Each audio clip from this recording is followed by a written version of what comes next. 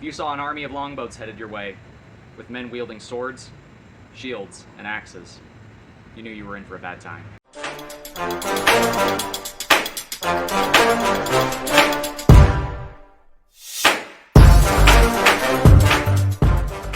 Hey everybody, back again, and today we are talking the one-handed weapons that Vikings would go raiding with. A little bit of a break from the norm on this channel. Usually we show how we make things. If you want, you can see a video on how I made this Viking axe if you check the related videos down below. Now, this is not meant to be an all-inclusive video telling you every weapon Vikings used. These are just the weapons that the Vikings would use when they went a Viking. There are always exceptions to the rule, and I don't have a shield with me for a reference, so this is about what they would have used. Something like this, right here. And typically, either one of these weapons would be used in conjunction with this.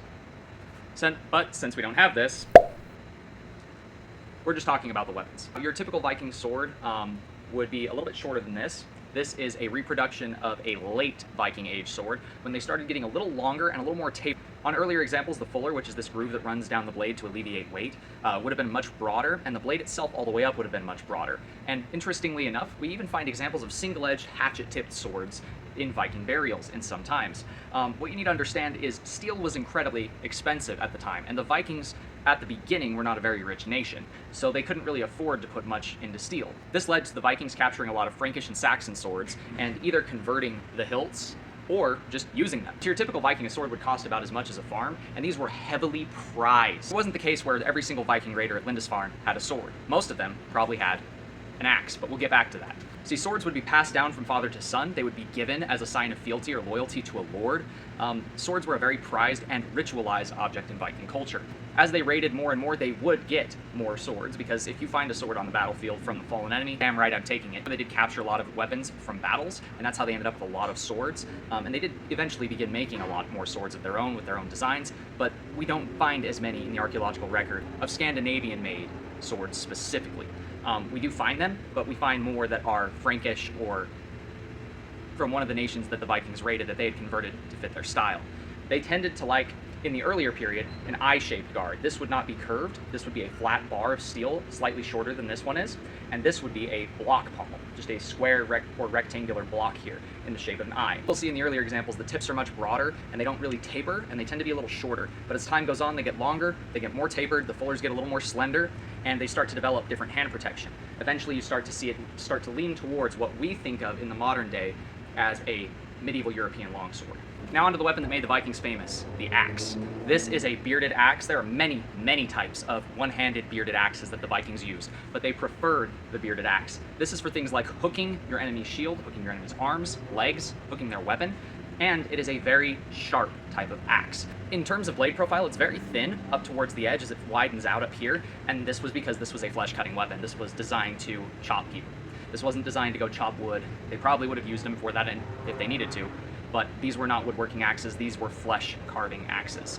Typically short, handled. They did develop their own version of the Dane axe, which is this critter right here, which would have these immense, very thin, again, flesh carving style heads, and those were more of a two-handed weapon. But today we're talking about what they took raiding, especially in the earlier days. Now, I see a lot of people get really upset because of how popular spears are and how common spears were at the time period. Vikings didn't tend to use spears on raids. They did in large-scale foot battles, they did in conquest, but not typically when they would go a Viking or go raiding. They would typically take a one-handed axe and possibly a sword or a sax, which is this critter of the long knife. This is a very particular Viking knife, and typically they would have, a smaller version of this that was just a utility.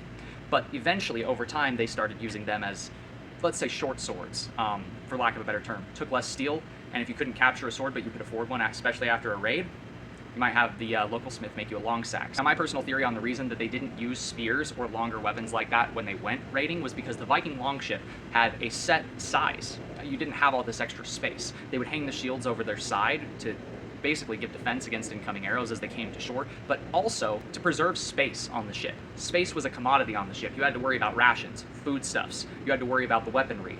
Everything you were going to bring has to fit on that ship for your entire section of men on that ship. And common sense tells you that an axe or a sword is much easier to store than an 8-foot long spear.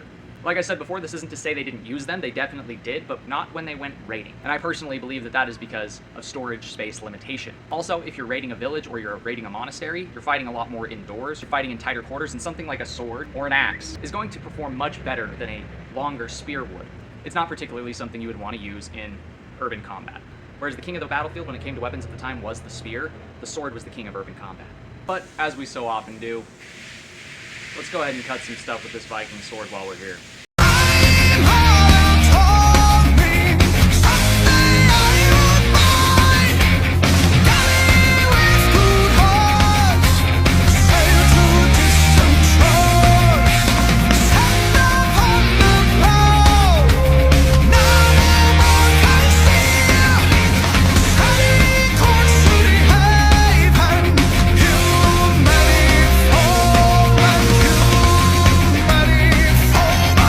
That does it for today's video. If you guys liked what you're seeing, do me a favor, do that thing right there. And until next time, God bless, stay sharp out there. If you're looking for a custom hand-forged sword, knife, poleaxe, whatever, check out the Etsy store.